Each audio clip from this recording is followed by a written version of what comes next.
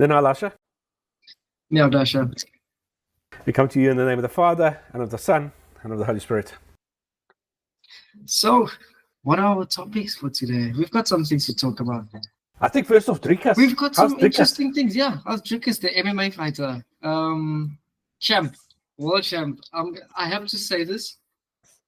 I'm so happy that it's a South African white guy who's, how can I say, representing South Africa, because it's like there's such a lot of flack in South Africa for, you know, the racial difference. And it doesn't matter like what race you are. Everyone supports Dricus, and it's the best thing. It's like the Springboks. Everybody here like supports the Springboks. So it's really cool. He's like a one man, like a one man Springbok. He's like a one-man Springbok. He did walk out with the Springboks as well for, I think, his first championship fight against Easy, I think.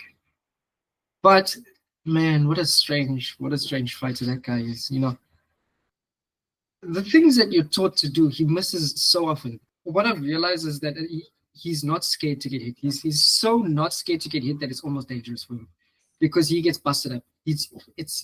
But he can take it, so I guess it works in his favor. But everyone's very confused at how well he does because of how, I don't want to say amateurish, but how strange he fights.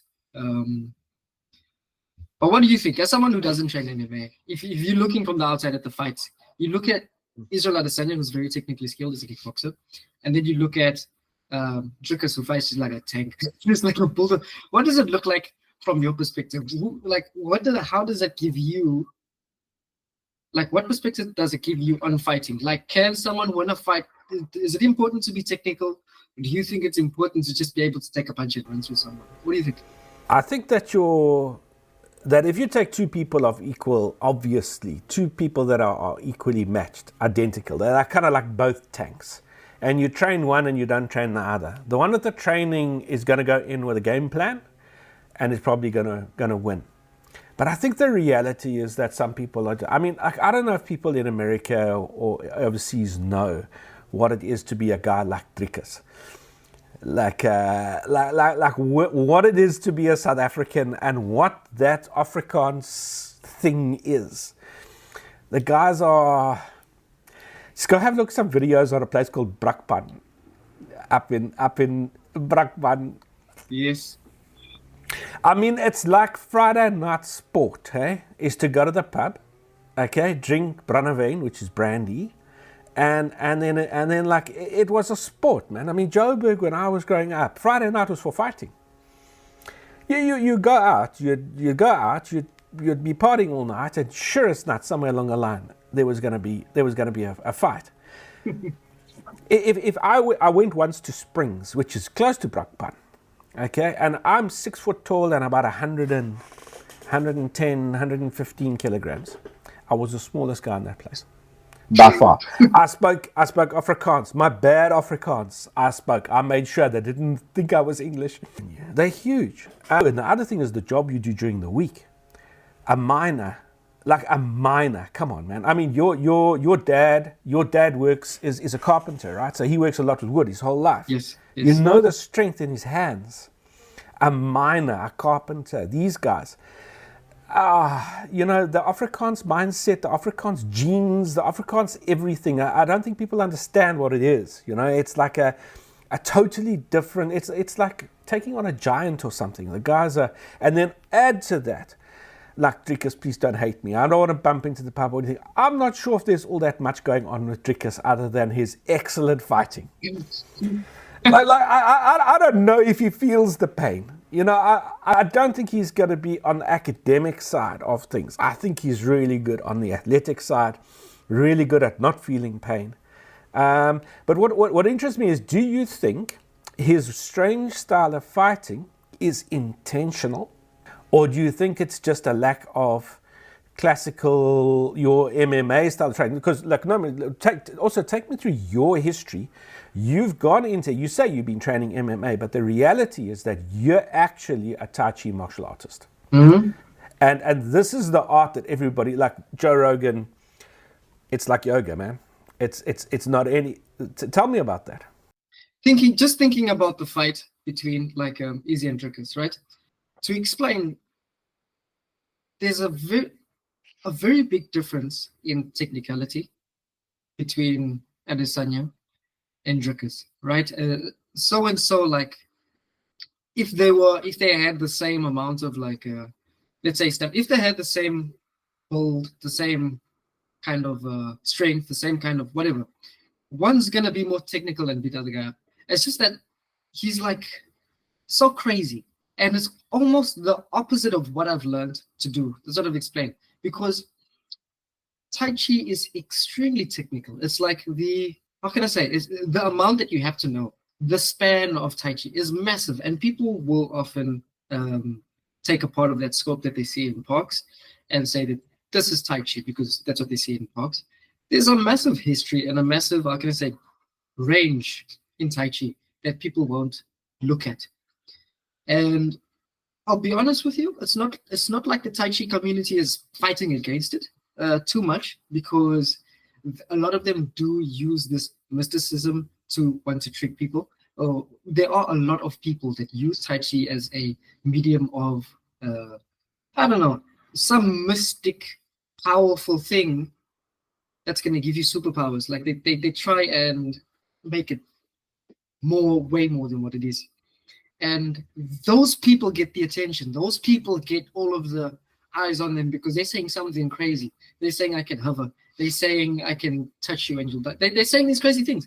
So people are going to focus on them. It's like, you heard about those people who said they survive on air or sunlight or something like that. Everyone wanted to know what the hell was going on with them. Do you know what I mean? No one else in the community. Just how is that happening? So when someone tells you something crazy, you're going to be like, man, what's going on here? And movies don't help. Because you see these Chinese, or not even Chinese, even Hollywood movies about Kung Fu, and they are flying, and they're like, how can I say it, moving trees, and they're doing all these things that they've been told is meant to be Tai Chi, and it's really been turned into a fantasy for a lot of people. But that's the problem that we have on our side, from the Tai Chi side. That's kind of why you can understand that people will see this as a wishy-washy yoga, breathing, exercise thing, which a lot of it is breathing and exercise. A lot of it is. It's not to say that you won't get that part of Tai Chi. It's a big part of Tai Chi. Your health, your mindfulness, and everything about you has to be sorted first. You have to get yourself straight, and then you will, I don't know, be able to train in other things. But the most important thing about Tai Chi is your internal well-being and your physical well-being more before your martial art. First, it focuses on you. Okay. Once you also, and people start very early and start fighting really late. So people who get into this martial art at 20 or 14 or whatever, you're doing a martial art that people started at 4. And then by the time they are your age, they are fighting. They are doing sanda. They are doing these things. But that's the way it worked, is that you learned everything internally first. You learned your form-work, you learned your structure, you learned how to breathe, you learned how to move, your flexibility, all of these kinds of things. You learned that for years before you learned how to fight. So by the time you are fighting, which back then, the actual martial art would be wushu or sanda. It used to be called sanshou. Some places still call it sanshou. And those are hardcore fighting competitions. Those are as real as you can get. People are trying to knock each other out. People are trying to kick. That is the part of Tai Chi or internal martial arts that people don't really associate with it. They think, no, that's Tai Chi, that's Sanshou. I can't say that you have to do Tai Chi to do Sanshou. You can go straight into Sanshou. But the method of learning, Sanshou is included in Tai Chi. Wushu is included in Tai Chi. These things are a part of it. It just takes a while to learn the whole thing. Now, because it takes so long, these masters have caught on that we're just going to skip everything and we're going to go to superpowers, because there's no way that someone's going to stick around for 10 years and start fighting, I don't know, through 5 years after. Because you can go to an MMA gym and fight the next day. You know what I mean? It's like... Yeah, boxing's the same, eh? Boxing is the same. You front up to a boxing gym, you do your PT, you do all the physical training, and they say, right, get in the ring. And And I don't know how they know, because like in any martial art that I've done, we spent like 2 years learning how not to hit someone before they ever let you go anywhere near sparring, because of the control aspect, to make sure that you don't hit someone as opposed to hit them. And people don't understand that. Like a lot of people are just like front up to gym, they just start boxing, they just start doing MMA. A lot of the traditional martial arts guys would know their abilities and know how to control themselves first before they would even go anywhere near something like sparring. That is true. It's just a longer process. But I mean, but we know, hey, what about the big gorilla in the room? Come on, the big gorilla in the room. Everybody wants to know about. And I know, and I bet you there's still lots of people that are interested in this, even though it came out quite a while ago. Is the Tai Chi masters getting beaten up badly by Xu Xiaodong? As I've said here, people or these Tai Chi masters, they don't have the lifespan, or they don't have the time really to put into teaching people how to fight, because they're gonna have to teach them the building blocks and whatever. That doesn't mean at one point they couldn't fight.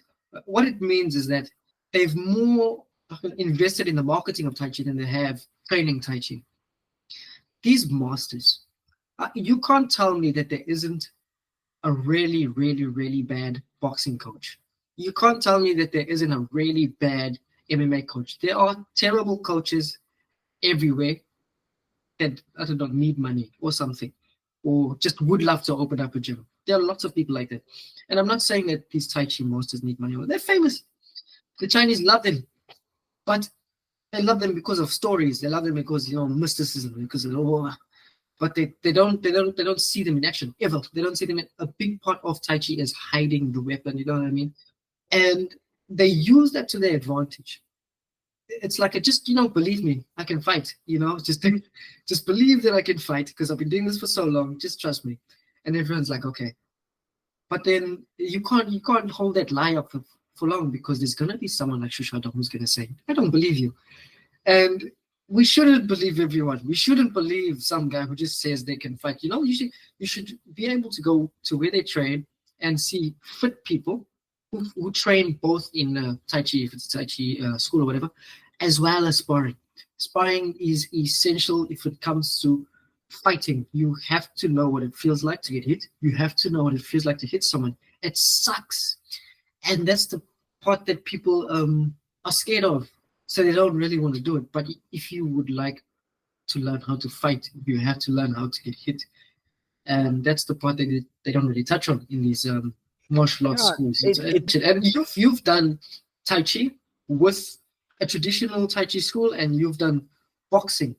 And the sparring is equally important in both to achieve, status as a martial artist or as a fighter. It's as important to spar in Tai Chi or to train drills, to train all of these things as it is in a boxing drill. In a boxing class, we do a lot of drills, a lot of sweeps, a lot of locks, striking, counter striking. We do a lot of that as well as boxing.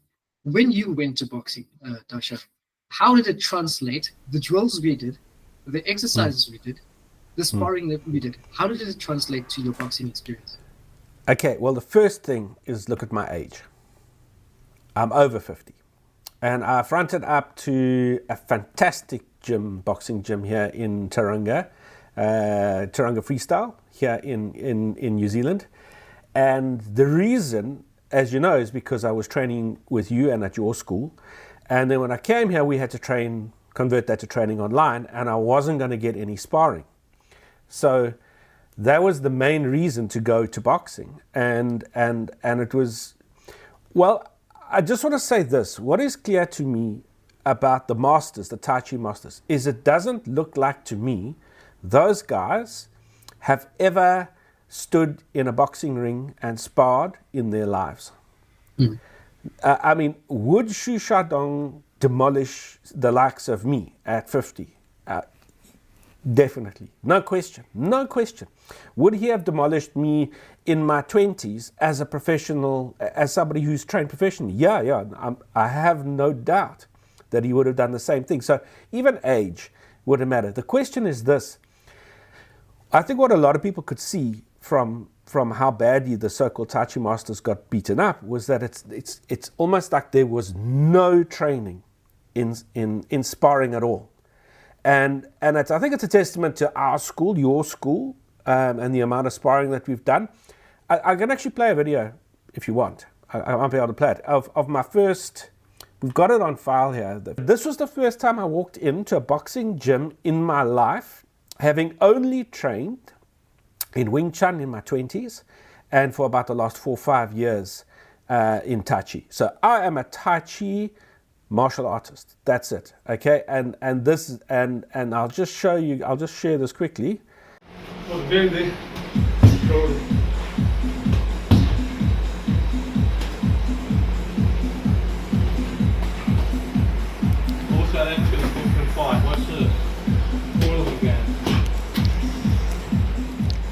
What was their name?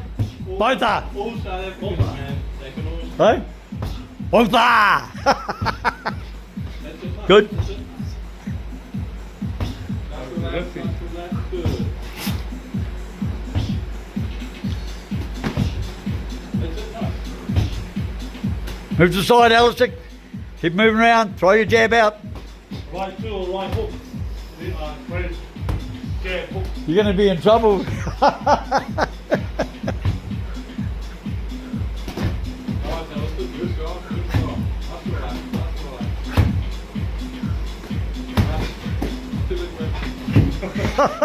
right. Move to the side, Brad. Start long. Come on. Is your breath all right, Alistair? Go another 30 seconds if you can. If your breath's all right. 15 more seconds. Oh, you're getting tired now. 10 seconds, Alistair.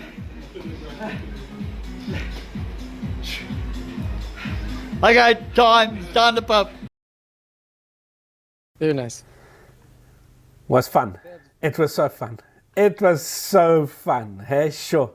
But yeah, it was such a fun thing to do. First time ever in just sparring. Hey, just sparring. But you can see this control, right? You can see that the guy that they put with me, he knows exactly what he's doing. He's sparring really light, okay? And there's mutual control on both sides. And you hear the guys on the side commentating, like they've seen people walk into a gym straight off the street before. And the first thing they said is, oh, all South Africans know how to fight, watch this. They don't know like what I've done or what I haven't done or what I've trained in or what I haven't trained in, but what they see immediately is not a master who gets beaten by Shusha Dong completely, but they can see immediately, oh, this guy knows at least he knows how to defend. At least he knows how to block a couple of punches, and definitely the coordination, as you can see, the coordination gets out of control. You start to get tired. I'm a big guy, like going in, like where you're, I challenge anyone really who's watching, where's your sparring video? The first time you stood in a ring and went sparring. It is 1 minute, 30 seconds. It is, for some reason, one of the most tiring things you can do. I think the point is this, okay? I think my point is this. I am no Tai Chi master, okay? That's the reality, okay? Truth be told, I got plenty of years still to learn in this martial art. That's the truth of it from a martial arts perspective. And it's especially so because Tai Chi takes years and years. I mean, if you do boxing for 4 years and you just practice A, B, C, D, A, B, C, D, A, B, C, D, you become a really good boxer really quickly. That's not the same with Tai Chi. Yep. And my point is this. I feel, and I might be wrong here, but I don't know what the sort of general consensus is. I handled that situation standing in a boxing gym for the first time ever far better than the so-called Tai Chi master who basically just used his head to block all of Shusha Dong's punches. Yep. He didn't have a clue what he was doing. He didn't have a clue, like not how to move, not how to defend. It's, a key thing I think that differentiates a good fighter from someone who trains. You know what I mean? Someone who trains. It's being able to pick up on, adversity quickly. Okay. It's just being able to pick up on something new quickly, learning how to adjust. And that happens every second of sparring. Every second of sparring, you constantly making decisions. Should I, shouldn't I, left, right, hands up. You're constantly making decisions. Automatically, the body's firing. The same kind of reflex, right? You'll never learn if you're not sparring. You know what I mean? You'll never go through this adrenaline rush. You'll never go through this puzzle if you're not sparring. Now, the important thing that we learn first in Tai Chi, right, is footwork. Footwork is the foundation, number one foundation. Which direction are you facing? Which direction is your opponent facing?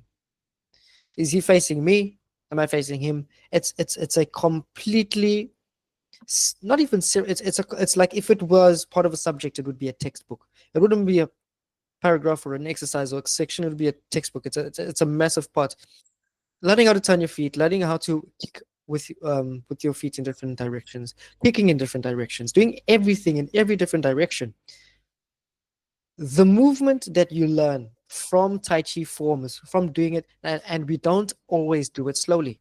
Okay, we don't always do forms slowly. We do it, yeah, sometimes to practice, to go through, to memorize. We will do it slowly, but we do it fast. Quite often we do it fast. We have a lot of fast forms. We do it fast. And if you learn a certain dance, and when you get good at that dance, you can just speed through it comfortably. You can move through it every turn, every whatever. And that's how we learn how to move, how to fight, is with these form marks, as routines to teach you how to balance on your feet. So getting out of the way is almost like a natural thing when the first thing you learn is footwork.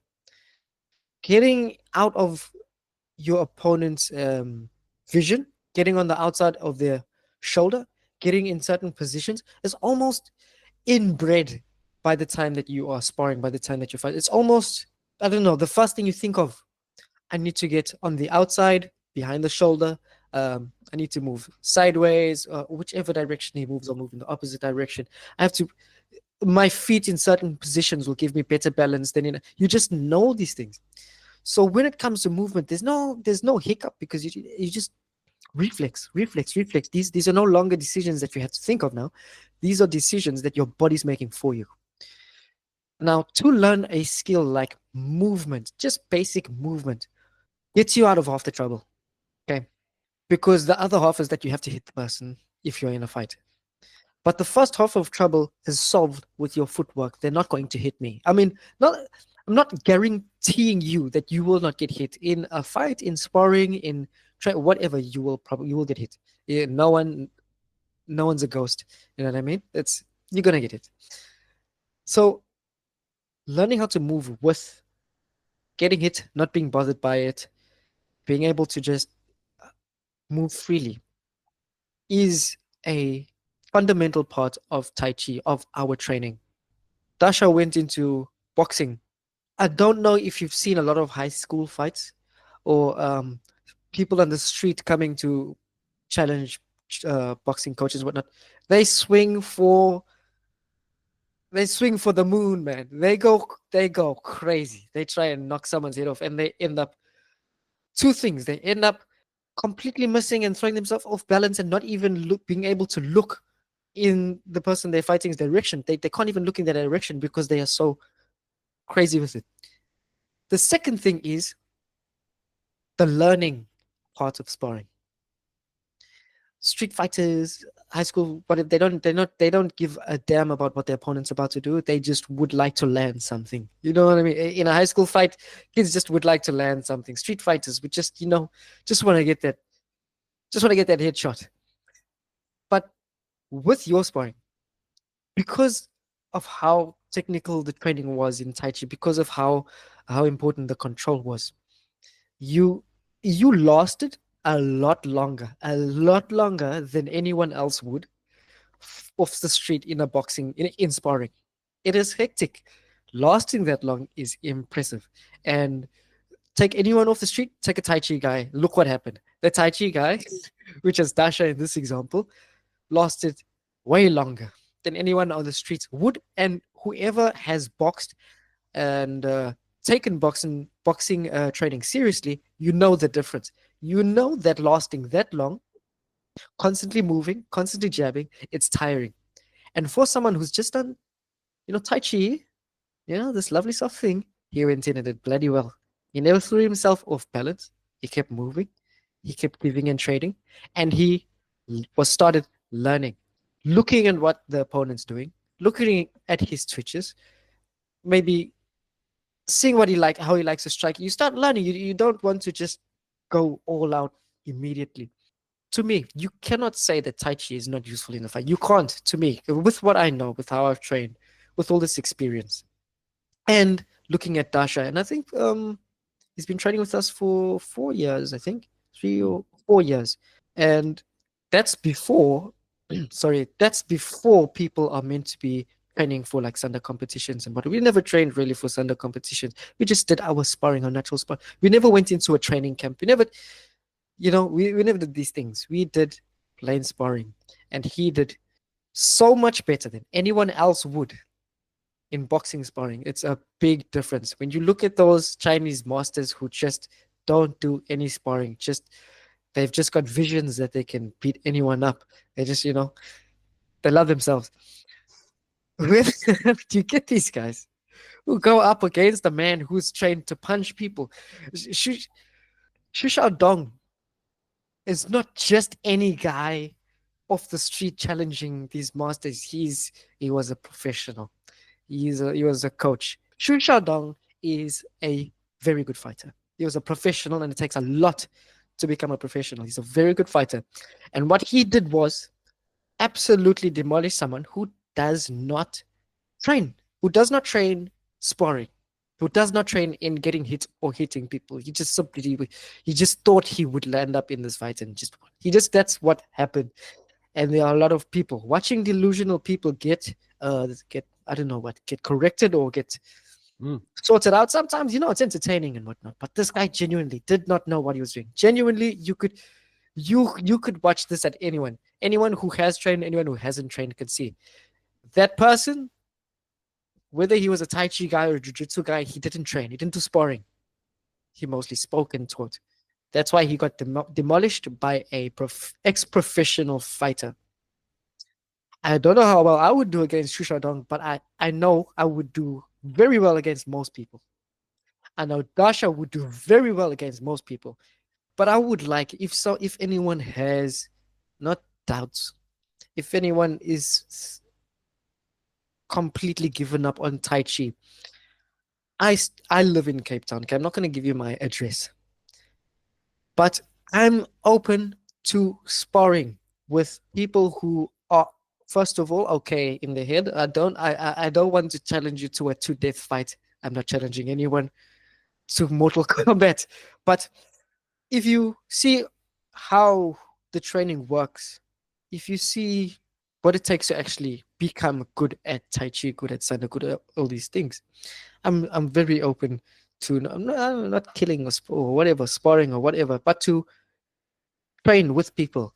I would love for people to come and train with me to see what is my training like. How do I learn my movement? How do I practice my movement? How do I do it? And I do it with a lot of Tai Chi. I practice my movement with a lot of Tai Chi. And you would like to know, how does that even equate? I will teach you. I will happily train with you.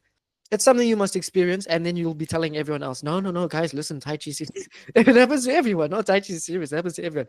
But I'm sure you've had to kind of explain to people, or I'm sure you've had looks from people when you said, I do Tai Chi, Dasha. The kind of like, oh, okay, yeah, sure, Tai Chi. You've had those looks, I'm sure.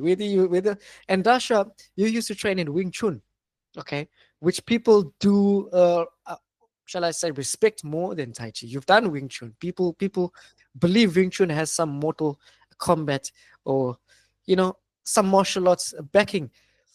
But still, when you tell them I do these things, you get this kind of look, this kind of, this guy, whatever. How do you kind of deal with it? How do you, I don't know, face this person? How do you explain it? Firstly, I think that a lot of the people, like a lot of the people that even ask, like I don't even talk about it really, but a lot of people that ask, I mean, some of the people that I know are really, really, really good at what they do. Okay, so they're at the kind of like even older guys. Like one friend of mine, he was up in Auckland in particular. The guy's represented New Zealand at Shotokan Karate, and he still trains to this day. And he comes from Welkom in the Free State. He used to be a bouncer in Welkom. He used to sort out the likes of Dricus, right? So a young Dricus would come in, drink his Barnaveen and like cause a problem.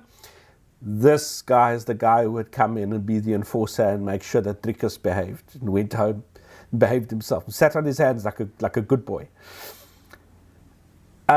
So from that perspective, you're dealing with people that really know their stuff already. So there's no need to shut your mouth off. You just sit quietly and know your stuff and hope like hell you never have to test it. Because that's really what it's down to, isn't it? Is knowing what you know and hoping, first of all, hoping you never end up having to use it. And doing everything in your power to make sure that you don't have to use it. So if that means not going out or going home at a decent time, or the moment you start to see the egos flaring, to get out the way, allow the egos to go, because I think half of what we need to be mindful of, like what's the point? If it's to train to great discipline, to get in a ring like boxing and really have a great time and smile and joke as you get hit, take a couple of hits to the face. It sucks, but you still smile and laugh. It's just like, is what it is. As opposed to ending up in some stupid situation, somebody making one of those big wild swings that you talk about, you get out the way, you just tap him, and on the way down, he hits his head on the side of a table and he's dead. Now what? Like, what did you win? Okay? Now you've got that guilt, you've got the all of that stuff there. And what did you win? You won, you know what you won? You won the big booby prize, man. You won nothing. So I think maybe the best thing to do is to just adopt maybe the old approach with TM, traditional martial arts, is just to not talk about it at all.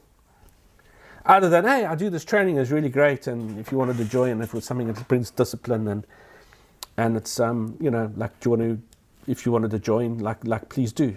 It's a great way to grow yourself. So I think for me, what's more important is the kind of confidence that it can bring to you. Like, you could use your words in any situation. With 95% of people, you can just use your words. You don't need to go to that place, because you can use your words. Whereas a lot of people, people think they know how to fight. Like this is fascinating to me now that you've done a little bit of training. First of all, you realize that you get really small people that are really potent. Okay, you get really like how big are you? I am 6 foot exact, but I'm really light. I'm like 63, 62. 62, 63.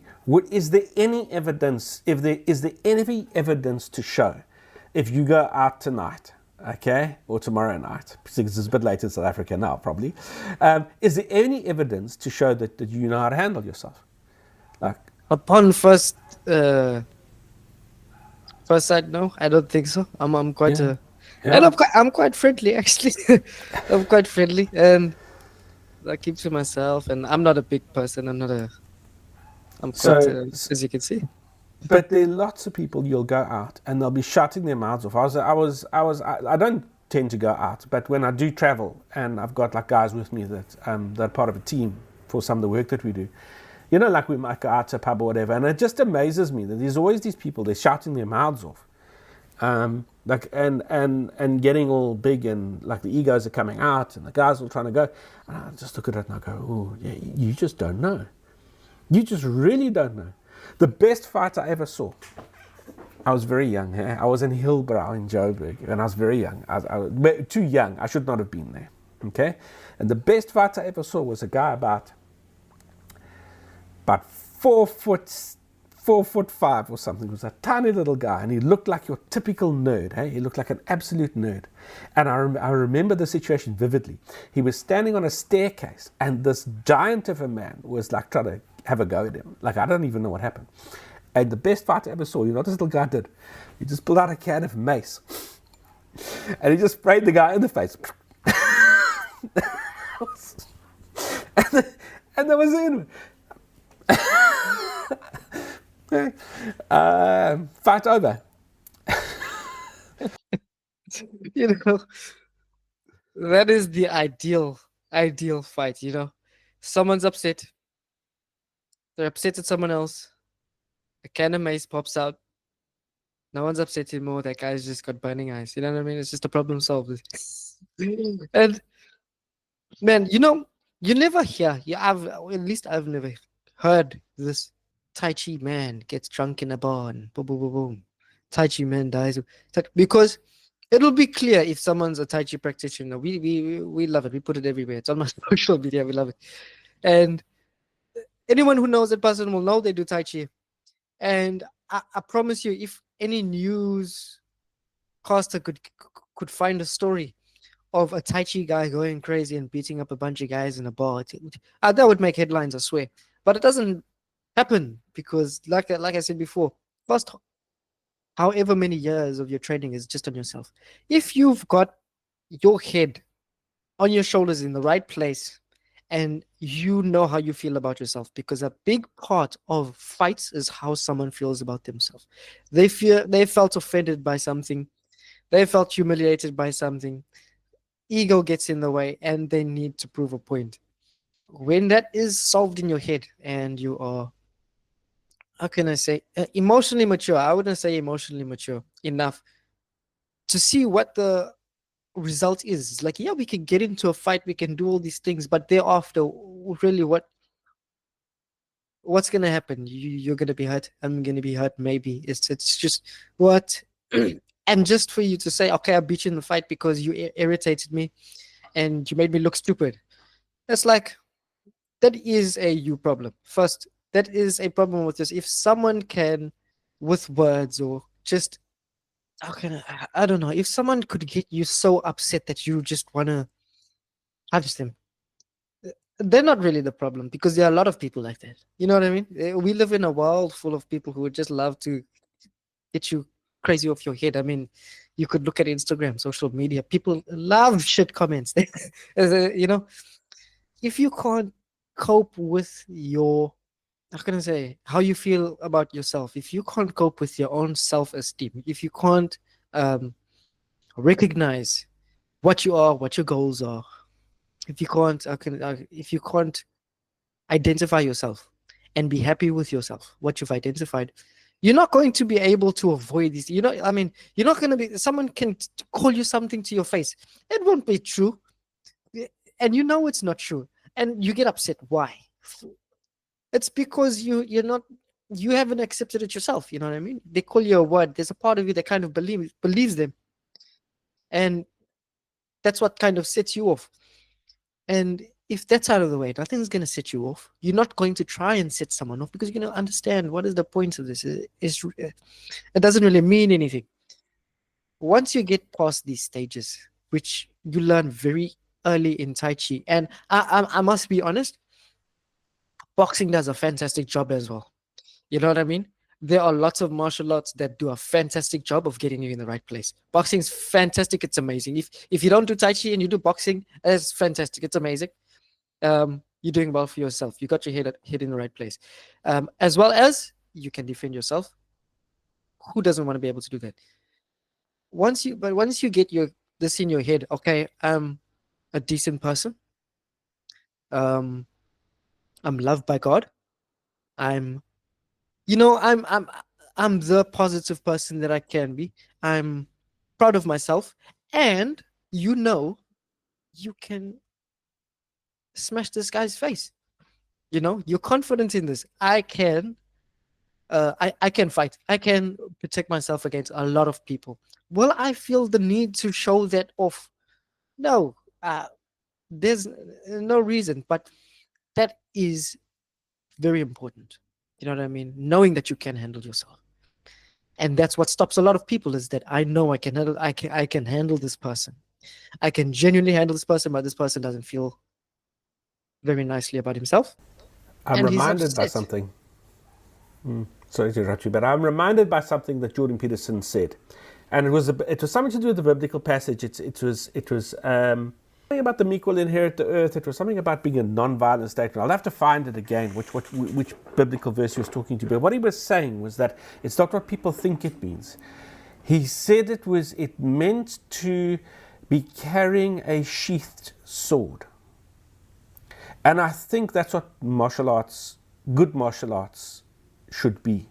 The carrying of a sheathed sword. In other words, you know what you know how to work with it, you train it, you practice it, and you train it practically, so that if you do need to draw your sword, you can. But 99.9% of the time, you do not. You just know who you are. You know thyself. You know thyself. You know who you are. You know what you're capable of. And also, by the way, you know what you're not capable of or don't want to go towards. Like, there are people you just like, no thanks. I'm just not playing that game. No thanks. No. It's quite all right. And sometimes you can see them and sometimes you can't. But it would be best to just treat everybody with the most amount of respect, I would say, because you just don't know. Yeah, it's true. I mean, also a big part of why I don't fight, if I'm being honest, or don't try and prove myself out, because I'm also very scared of what might happen to myself. As much as I know that I can defend myself, man, as someone who is good at fighting or athletic or whatever, I'm very aware that knives will sort me out. You know what I mean? I'm not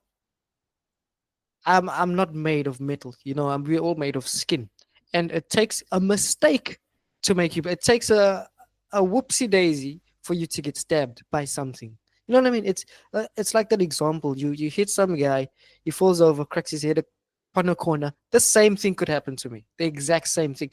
When you are fighting in any fight, you got a 50-50% chance of making it out. Okay, you got a 50-50.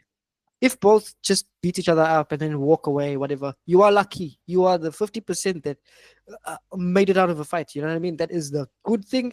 I mean, it wasn't a good thing that you fought, but you stepping out of there alive is I don't know, you should be grateful, because there are so many people who will not act that way unless they know they can one up you. You know what I mean? There's people will be around their friends. People will have something. They'll know, okay, I can probably one up this guy. If he can fight, I'll stab him. Or if he got fight, I'm with 4 of my friends. I'm a fantastic fighter, in my opinion. Lots of people have called me a fairly decent fighter. I don't like my chances against 5 grown men. I really don't. I don't think I've ever trained for something like that specifically. And I don't think they're going to be very nice to me. I don't think they're going to stop when I say, "Oh, stop." I don't think that's ever going to happen. You know what I mean? But come on, Lasha. Come on. We all know you can just throw some cheap balls at them. Yeah, Tai Chi, I've got superpowers. I wanna say probably the best fighter that was publicly known who did Tai Chi probably was Bruce Lee. He was most popular. I mean, there were way better fighters than Bruce Lee, real fighters, right? But he was the well-known guy who did these martial arts, and he came up with Jeet Kune Do, and they spar, they fight, they can punch and whatnot. But he was, how can I say? If you look at the best fighter, okay, we're gonna say this because he's the most publicly known. The best fighter when it comes to the internal martial arts, the Eastern martial arts, is Bruce Lee. And now, currently, the best MMA fighter, mixed martial arts fighter, is John Jones. Now, if you look at the difference in character between the best MMA fighter and the best Eastern martial artist, the demeanor, the respect, all of these things are very different. With Bruce Lee, it was like, okay, if you think you can beat me in a fight, you're welcome. I don't know if you know about John Jones's controversies. His how can I say, steroid abuse, drug abuse, all these kinds of things. And I mean, it happens when you think that you're the best fighter in the world. You see what happens to Conor McGregor. You see what happens to these guys who go into MMA with the intention of fighting. And if you skip the entire internal part and you just get to the really good fighting part, you get so excited. You know what I mean? The control that you learn in Tai Chi, how to control yourself, how to not destroy your sparring partner, how to not do all these things, is the same kind of training that lets you keep control over your emotions, your addictions, these kinds of things when you are the best fighter. You know what I mean? When you are on top, when you are performing and you're doing well, it keeps you at a level understanding that, why am I doing this? Who am I?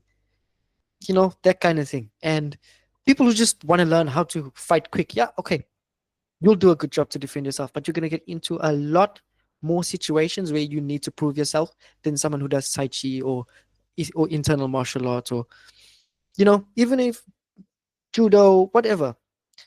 But people who just want to fight, you are going to end up a lot more hurt in your lifetime. Okay, you're going to end up with a lot more scars and a lot more of this. And I'm not going to say that's the difference between Tai Chi and MMA. Tai Chi people are calm, MMA people are crazy. They're fantastic people who train MMA. But I mean, you can see how easy it is to just lose yourself when you gain success.